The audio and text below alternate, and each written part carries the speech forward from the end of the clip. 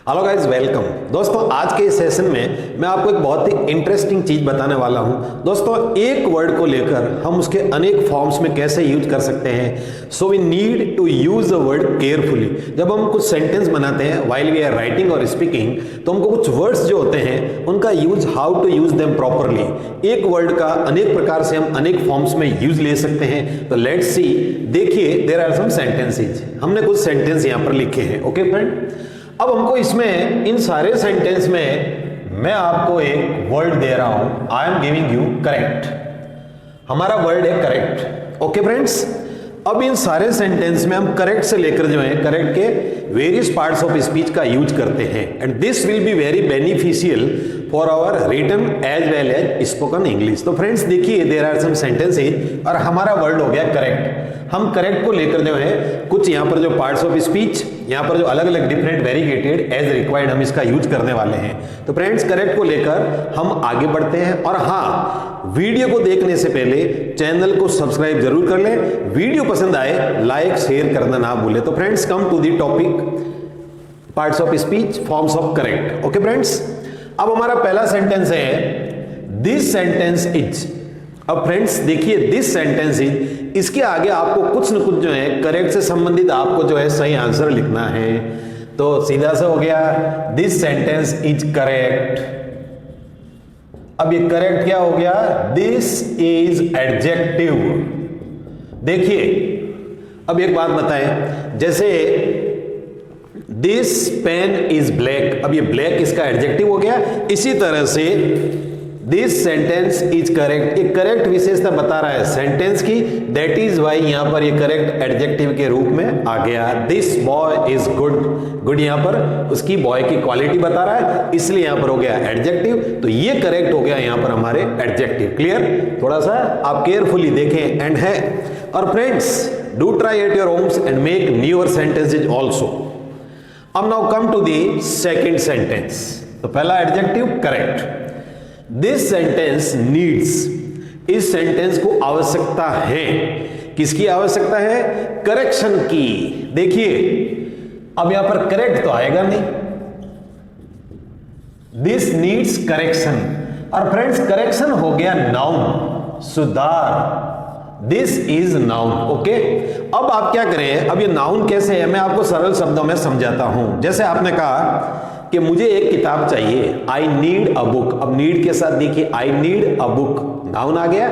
तो सीधी सी बात है, यहां पर भी हम नाउन लगाएंगे और करेक्ट का नाउन हो गया करेक्शन। तो सेकंड हमारा हो गया नाउन करेक्शन। ओके फ्रेंड्स, तो देखिए अभी इंटरेस्ट आगे और आएगा आपको कि करेक्ट को लेके हम जो डिफरेंट वेरीगेटेड यूज कैसे कर सकते हैं। Now here come to the question number third. This sentence needs to be. अब देखिए दोस्तों, इसमें नीड्स में मैंने लगाया यहां पर करेक्शन, इसमें करेक्शन की, सुधार की आवश्यकता है। क्लियर? नीड्स के बाद मैंने टू बी, इसका मतलब मैं इसको पैसिव करना चाहता हूं। सीधी सी बात है, that is very simple. To be plus third form लगाएंगे तो इसका पैसिव हो जाएगा। तो हमने लगाया टू बी करेक्टेड। और you know very well that सारे पैसिव में वर्ब की थर्ड फॉर्म आती है। तो दिस इज वर्ब हो गया। करेक्ट एडजेक्टिव हो रहा है, नाउन यूज में ले रहे हैं, वर्ब ले रहे हैं, टू बी करेक्टेड, इसको सुधारा जाने की आवश्यकता है। Clear friends? अब नाउ देखते हैं what our sentence number 4 says. ये चौथा सेंटेंस क्या कहता है? दे आर, दिस सेंटेंस, हमको करेक्ट का ही सही यहां पर जो है फॉर्म रूप लिखना है। अब देखिए फ्रेंड्स, दे आर, जब ये प्रोग्रेसिव टेंस हो गया, आर हेल्पिंग वर्ब हो गई, तो इसके साथ वर्ब लगेगी। सीधी, दैट इज वेरी सिंपल। और वर्ब लगेगी तो आईएनजी फॉर्म में लगेगी। तो हम कहेंगे they are correcting, they are correcting. दोस्तों, प्रोग्रेसिव फॉर्म हो गई और ये वर्ब हो गई। ये present continuous tense fourth form progressive form हो गया। They are correcting this sentence. अब यहां पर देखो करेक्टिंग आ गया है, वर्ब आ गया है। देखो वेरीगेटेड रूप में करेक्ट का यूज आ रहा है। Okay friends, and now here come to the question number 5। Question number 5 में हम आते हैं। They have answered. अब देखिए फ्रेंड्स, दे हैव आंसर्ड। अब नेचुरल है कि आंसर्ड जब हमने लिखा है उन्होंने उत्तर दिया।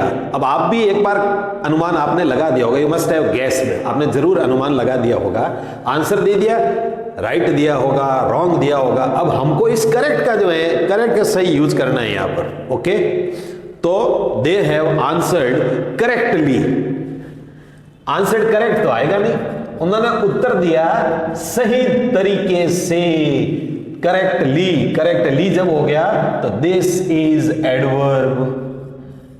अब देखिए एडवर्ब कैसे हुआ, करेक्टली। करेक्टली यहां पर जो है उत्तर देने की क्रिया को, आंसर को प्रभावित कर रहा है। उत्तर दिया, कैसे दिया कि करेक्टली दिया।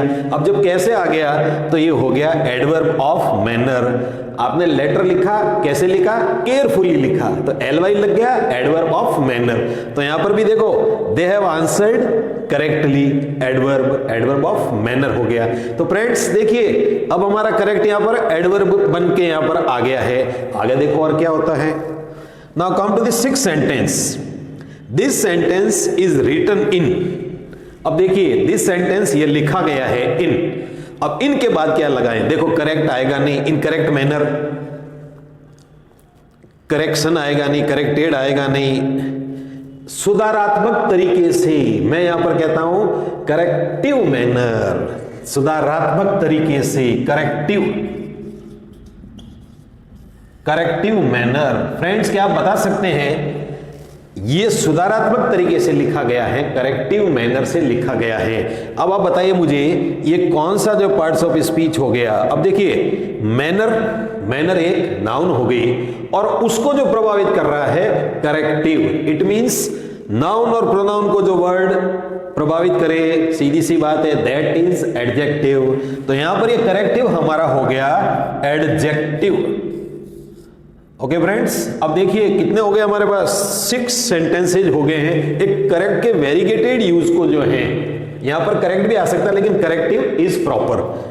नाउ अब आइए क्वेश्चन नंबर 7 क्वेश्चन नंबर में फ्रेंड्स, ये मैंने ब्लैंक दे दिया, आपको इसमें करेक्ट का सही जो है फॉर्म लगाना है आपको। मिस्टेक्स आ गया तो फिर ये रिक्वायर करे सर, नहीं ओके अपना हाथ सही है बिल्कुल। Mistakes requires concentration. अब ध्यान से सुनना, देखिए फ्रेंड्स करेक्ट को लेकर हमको इसका सही फॉर्मेशन लगानी है, करेक्ट, मिस्टेक्स। और जब ये देखिए इसका मतलब यहां पर ये जो करेक्ट का यूज कर रहे हैं ये सब्जेक्ट की जगह पर आ रहा है, क्योंकि देखिए इसके बाद मिस्टेक्स आ गया, फिर ये रिक्वायर्स आ गया, ये सब्जेक्ट का काम करेगा। और जब कोई नाउन सब्जेक्ट के रूप में आए तो यू नो वेरी वेल, आपने मेरे पिछले जेरेंड पार्टिसिपल के वीडियो में देखा होगा और आपने हजारों बार यूज भी किए होंगे। जैसे देखिए jogging is good for, smoking is not allowed, parking vehicles here are not allowed. तो ध्यान से सुन लेना, तो यहां पर आ गया, यहां पर देखिए ये जेरेंड आएगा, करेक्टिंग मिस्टेक्स को करेक्ट करना जब भी ऐसे सेंटेंस आ जाए। ओके फ्रेंड्स, जैसे speaking English is very necessary, तो देखो स्पीकिंग आ गया। Okay, operating mobile phones, operate करना। उसी तरह से करेक्टिंग यहां पर आ गया, करेक्टिंग, ये फ्रेंड्स कहलाता है जेरेंड। अब ये वर्ब नहीं है, दिस इज नॉट वर्ब, ये सब्जेक्ट का काम कर रहा है, नाउन बन गया यहां पर। करेक्टिंग करना, मिस्टेक्स को सही करना रिक्वायर्स, इसके लिए चाहिए कंसंट्रेशन की आवश्यकता होती है। तो फ्रेंड्स देखिए, अगर आपको इन सारे पार्ट्स ऑफ स्पीच का how to use and combination of the sentence in variegated forms you know very well, तो you won't have any mistakes in future. तो friends stay tune with us, meet in next video. Thank you.